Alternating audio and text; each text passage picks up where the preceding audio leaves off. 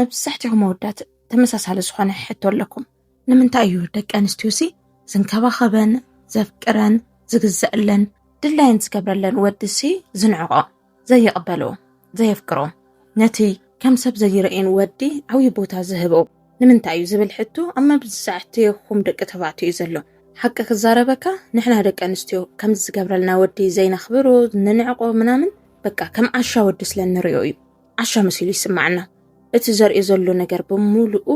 ስለዝግበአና ግዴትኡ ከም ዝኾነ ምሕሳብ ስለንጅመር እዩ ኣብ ከም ዝንድሕር ዳኣ በፅሕካ ኮይንካ ሎማዓንቲ መፍትሒ ሒዘልካ መፅእ ኣለኹ ነታ ዝነዓቐትካ ሸለል ዝበለትካ ጓል ኣንስተይቲ ከመይ ጌርካ ኢኻ ክትቕንኣት ትኽእል ዝብል ሎማዓንቲ ክንመለስ ኢና ኣብዚ ጥንቃቐ ክትገብሩለይ ዝደልዮ ነገር ኩሉ ነገር ብሓላፍነትን ብትኹረትን ክኸውን ኣለዎ ሓደ ግዜ እንወስዶም ሰጉምትታት ብጥንቃቐ እንድሕር ዳኣ ዘይኮይኖም ናብ ዘይድሊ መንገዲ እዮም ዝመርሑና እዚ ኣብ ግምት ውሽጢ ብምእታው ሎማዓንቲ ዝነግረካ ነጥብታት ተጠቒምካ ነታ ሸለል ዝበለትካ ጓል ኣንስተይቲ ክትቕንኣት ትኽእል ኢኻ ክሳዕ መወዳእታ ሓቢርኩም ንፅንሑ እዛ ቪድዮ ድማ ላይክ ብምግባር ጀምሩ ኢኹም ቁፅሪ 1 ጓል ኣንስተይቲ ክትቀንእ ብኣኻ ክትሓስብ እንድሕር ዳኣ ትደሊ ኮይንካ እትህባ ዝነበርካ ነገር ብምሉኡ ደወብል ግዜኻ ስምዒትካ ፍቕርኻ ትሕትናኻ እትህባ ዝነበርካ ክብሪ ብምሉኡ ጠጠወብሉ ካባኻ ዝለመደቶ ወይ ድማ ኖርማል ኢላ ዝሓሰበቶ ነገር ኣሎ እዚ ትኹረትካ ብዘይ ምንም ዋጋ ስኢልካ ትባ እትበካ ነገር ከይሃለወ ተርእዮ ነገር ከይሃለወ ብነፃ ስቂላ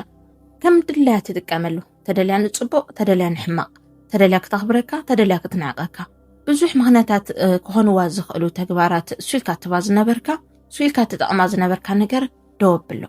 ሽዑ ናትካ ድላይነት ምርኣይ ክትጅምር እያ ትድውለላ ትፅሕፈላ እንድሕር ዳኣ ነርካ እዚ ምድዋልን ምፅሓፍን ደወብ ዘበልካሉ እዋን ክተድንቃ እንድሕር ዳኣ ዘይኽኢልካ ፅቡቕ ፅሑፋት ምልኣኽ እንድሕር ዳኣ ደወቢልካ ኮይንካ ትርጉምን ዋጋን ዘይሃበቱ ግን ድማ ናታ ልዕልነት ዝምስክሩ ዝነበሩ ቃላት ከም ዝሰኣነት ናተሰማዓ ይኸይድ ኩለና ደቂ ሰባት ብፍላይ ድማ ደቂ ኣንስትዮ ክንፍቀር ኣዝና ኢና ንደሊ እዞም ናይ ፍቕሪ ዝኾኑ መግለፅታት ድማ ካብ ዝኾነ ወዲ ተባዕታይ ክንረክብ ከለና ከም ቀሊል ከይስርይዎ ኣብ ሂወትና ዓብይ ለውጢ እዩ ዘለዎ ተፈቃሪት ከም ዝኾነት ናሓሰበት ክትንቀሳቐስ ከላ ናይ ውሽጣ ዓርሰ ምትእምማን ሓፍና በላይ ይኸይድ ካሊእ ወዲ ክትጠብሰሉ ትኽእል ዓቕሚ ኳስ ዝለዓለ ከም ዝኾነ እያ ትሓስብ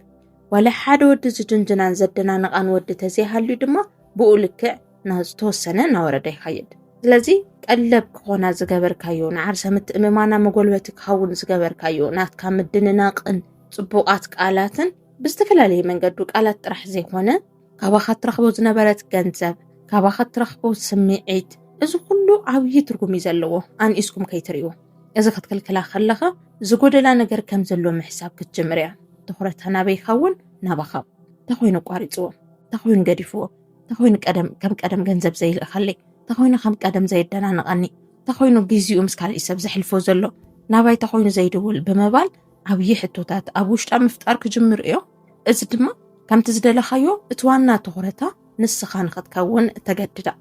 ካልኣይ ድማ ኣብዚ ኩነታት እዚ ሕቶታት እናተፈጠሩ ድሕሪ ምኻዶም ትኹረታ ሙሉእ ብምሉእ ናባኻ ስለ ዝኸውን እዞም ሕቶታት እዚኣቶም ንምምላስ ክትብል ናባኻ ገፃ ምግባራ ስለ ዘይተርፍ እቲ ካልኣይ ቁፅሪ ሕጉስ ከም ዝኾንካ ምስል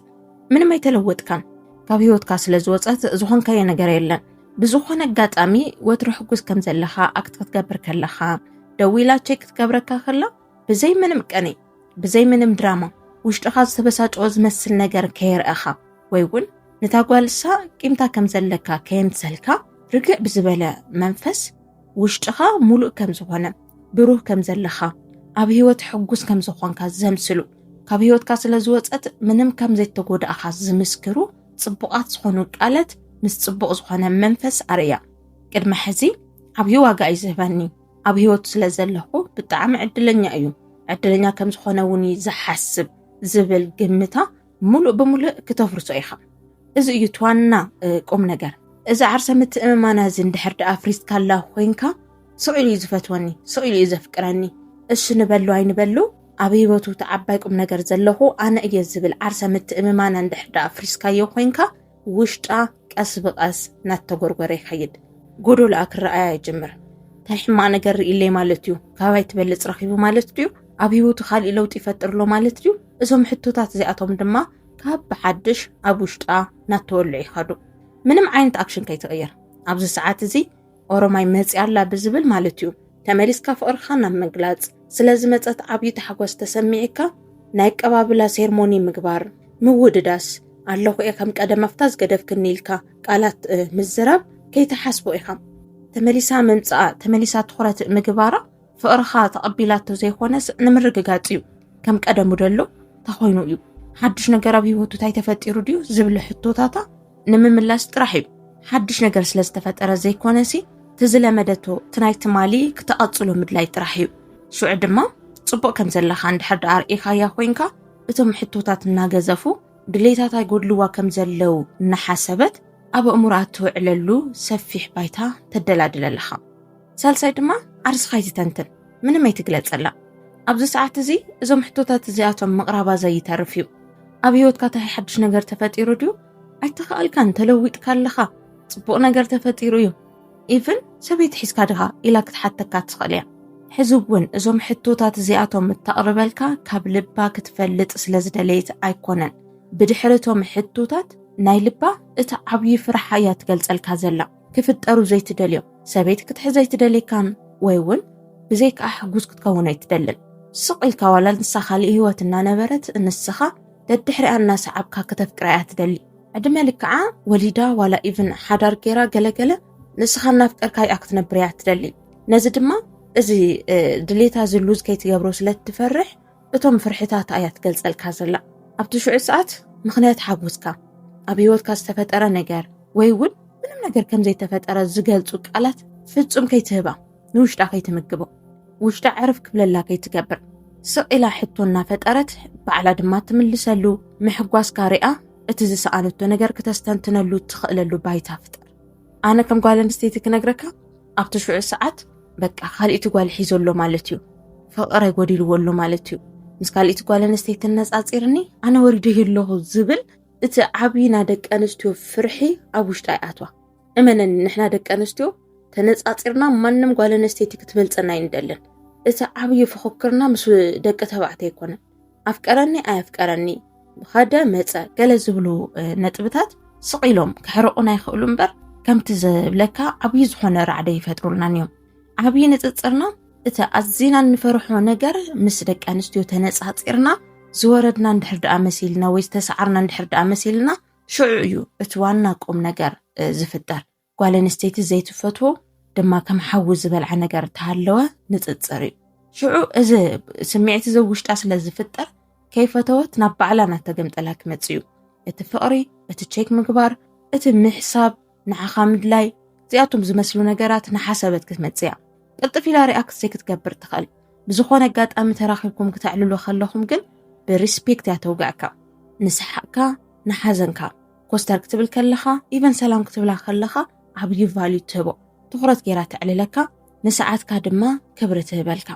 ኣብቲ ሽዑ ሰዓት ራብዓይ ቁፅሪ እዩ ሓድሽ ነገር ርያ ተለወጥ እዚ ነገር እዚ ክቕጽል ግበር ብቐለልቲ ነገራት ክተሪኣ ትኽእል ኢኻ በከዳድናኻ በዘራርባኻ ብትኽተሉ ላይፍ ስታይል ንሳ ካብ ህይወትካ ካብ ትወፅእ ጀሚራ ወይ ድማ ፍቕርኻ ምግላጽ ካብ ተቋረጽ ጀሚርካ ዘርአኻዮ ለውጢ ከም ዘሎ ክተስተውዕል ግበር ኣከዳድናኻ ክትቀይር ትኽእል ቅድሚ ሕዚ ኖርማል እንድሕር ደኣ ነርካ ሕዚ ምዝናጥ ጀምር ብዘይ ምንም መልሲ ኣብ ህይወትካ ሓድሽ ነገር ከም ዘሎ ንክትሓስብ ዝገብራ ዓብዪ ዝኾነ ለውጢ ፍጠር ሕዚ ንኣብነት ነዊሕ ሰዓት እንድሕር ደኣ ትህባ ነርካ ዝተወሰነ ግዜ ንሰላምታ 1-5 ወይ 6 ደቂቕ ጥራሕ ምጥቃም ንሱ እውን ባዕላ ደልያ ክትመጸካ ኸላ ጥራሕ